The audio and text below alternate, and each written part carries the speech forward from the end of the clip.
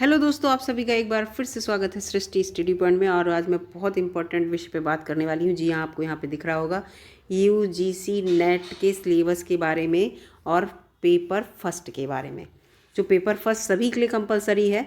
और वैसे तो यूजीसी जो है वो लगभग 82 सब्जेक्ट का नेट कराती है, लेकिन उसमें पेपर फर्स्ट सभी को देना है। और जो पेपर सेकंड होता है वो हमारा सब्जेक्टिव होता है, जिससे हमने पीजी किया होता है, यानी कि पोस्ट ग्रेजुएट कर रखा होता है। मान लीजिए हमने एजुकेशन से पोस्ट ग्रेजुएट किया है तो हमें ये पेपर फर्स्ट भी देना होगा, उसके साथ हमारा एजुकेशन का पेपर भी होगा।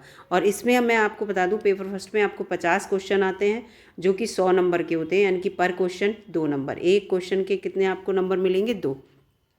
और इसमें जो यूनिट है वो 10 यूनिट है, यानी कि 50 जब क्वेश्चन आ रहे हैं 10 यूनिट से, तो एक यूनिट से 5 क्वेश्चन आएंगे ही आएंगे। पर यूनिट 5 क्वेश्चन आएंगे और हर क्वेश्चन का आपका 2 नंबर मिलेगा, तो 100 नंबर का ये पेपर होता है। और जो आपका सब्जेक्टिव होता है उसमें कितने आते हैं? उसमें क्वेश्चन आते हैं आपके 100।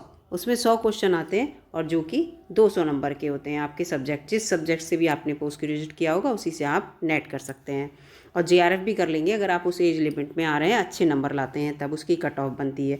तो टोटल आपका 300 नंबर का एग्ज़ाम होता है, जिसमें आपको 150 क्वेश्चन देखने को मिलेंगे और 50 क्वेश्चन इस फर्स्ट पेपर के होते हैं, जो कि कंपलसरी है सबके लिए।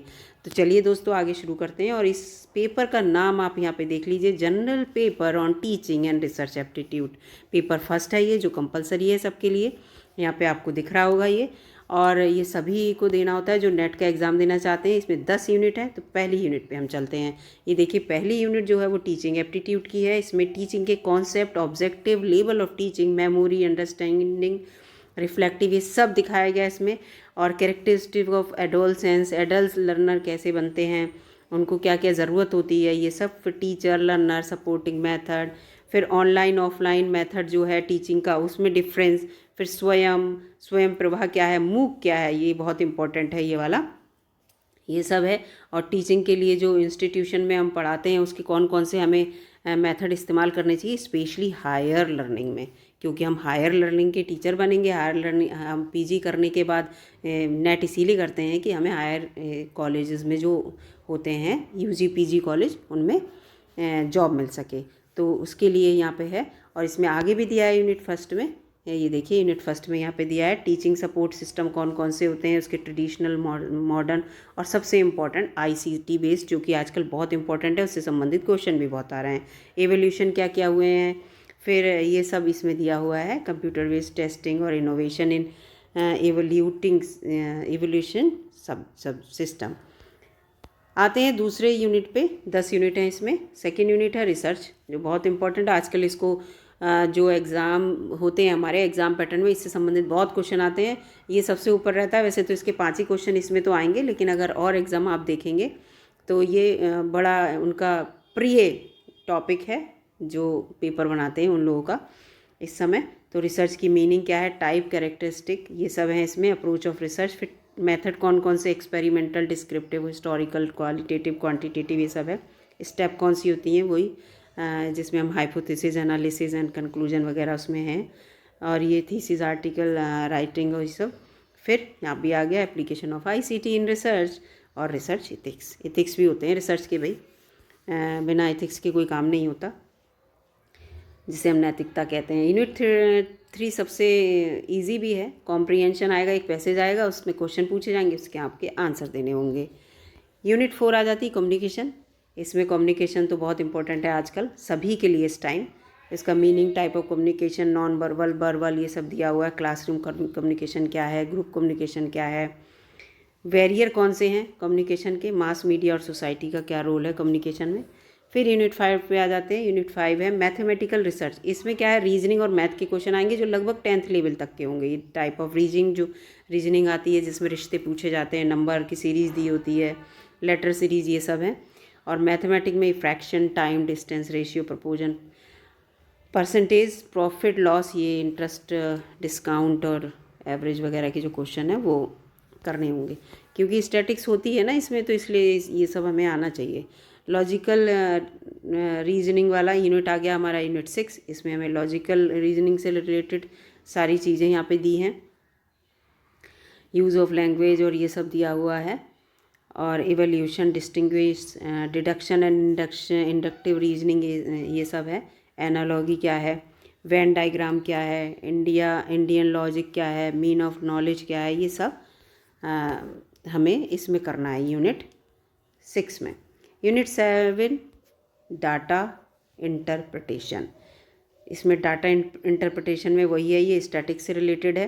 Qualitative data, quantitative data, graphical representation, हम ग्राफ के रूप में रिप्रेजेंट करते हैं, बार चार्ट ऐसे दिखाते हैं, हिस्टोग्राम ये वाला जो होता है, pie chart, table chart, line chart, ऐसे ऐसे जो दिखाते हैं। Mapping of data, data interpretation और डाटा एंड गवर्नेंस, ये सब इसमें आएगा, जिसमें हमें चार्ट के बारे, डाटा के बारे में और उसके सारे जितने चार्ट है, पाई चार्ट वगैरह, इनको अच्छे से पढ़ना होगा। यूनिट 8 अपने आप में ही आ गई, आईसीटी, जो हर यूनिट में थी, आईसीटी खुद ही एक यूनिट बन के आ गई। यूनिट 8 आईसीटी की पूरी एब्रीविएशन जो है आती हैं आईसीटी से रिलेटेड, जैसे वेब की फुल फॉर्म क्या है, इस तरह से जो आती हैं कंप्यूटर से, वही है आईसीटी का मतलब, कंप्यूटर से रिलेटेड सब कुछ। Internet, intranet, email, audio video conferencing, digital initiative in higher education, ICT governance, ऐसे करके ही है। तो ये पूरा कंप्यूटर का एक टॉपिक है।